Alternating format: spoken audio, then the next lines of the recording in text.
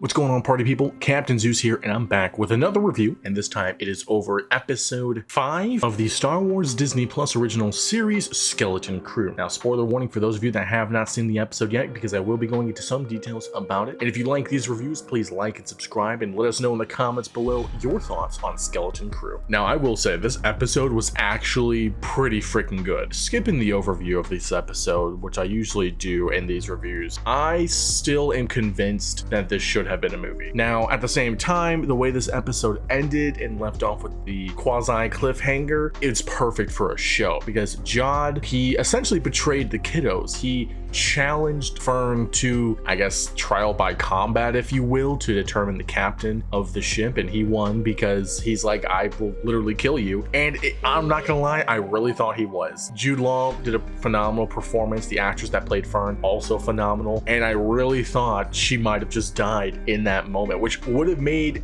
a dark freaking turn in this episode. The other thing I did notice and wanted to point out is the fact that there was a real lightsaber in this treasure vault. Wynn gets the lightsaber and he goes to turn it on, and I'm thinking, oh, he's about to have his Finn moment. He's about to do the dopest thing ever. And he turns it on upside down.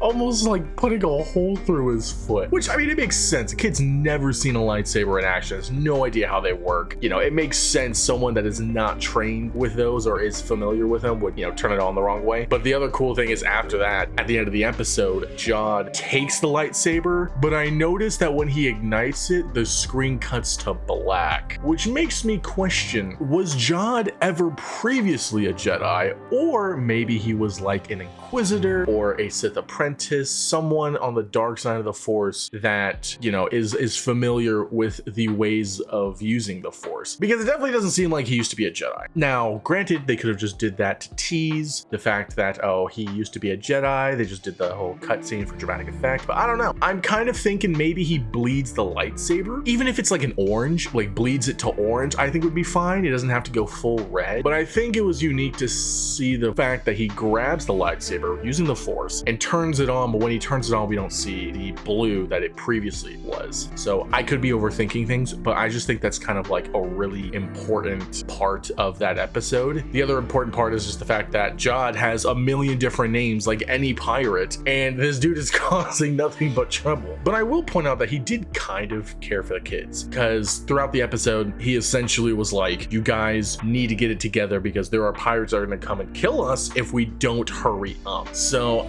and he definitely tried his hardest to keep the kids alive for his own protection and own self-interest for sure, but in the beginning of the episode, he comforted Wynn about, you know, the loss of his mom or the lack thereof and how he misses his dad. Like, he didn't have to do that, so I think he does care about these kids, and I think the reason why he took over captainship was in part, yes, to make sure he gets the treasure, but also in part to make sure that they can get there alive without any other shenanigans, because if Fern was captain, he's basically just being the middleman, because he let's be honest, John's been captain this whole time. Fern is she's just been the face of the ship essentially, so he just cut out the middle hand portion of it, which makes sense. I do want to point out the fact that the little monster that Wynn and Fern were talking to down in the underneath the spas, if I recall correctly, it was named after like Cthulhu, which was wild. What was it, like Cthulhu Polo or Cthulhu Pod or something? Anyways, I just thought that was kind of cool. He did kind of look like Cthulhu a little bit, except his personality didn't match what you would think Cthulhu would be. That was just a nice little tidbit that I noticed in that episode, but I kind of hope he pops up at the end of the series, to be honest. Maybe the kids go and visit him again, or maybe he goes to the rescue, or whatever the case. I think it'd be cool if he pops up again. I kind of liked his character. I really enjoyed this episode, especially like as we got deeper into them trying to discover the symbol of Captain Jack's location of the treasure. I was really getting into it. I'd probably rate the episode a solid 7.5. I'd give it a 7.5 out of 10. I still am convinced that this should have been a movie. Honestly, still under that impression, but nevertheless, it was a really good episode. A lot more Jod-centric than previous episodes. The last episode was just Neil-centric, which again, there's no issue with either or. So I'm really interested as to what the next episode is going to be about, because the kids need to find their way home. And unless KB was able to like memorize the coordinates from when it was displaying on the screen, I don't see how they're going to do that unless they're like stowaways or something. something. Also, I wonder who that Captain Jack dude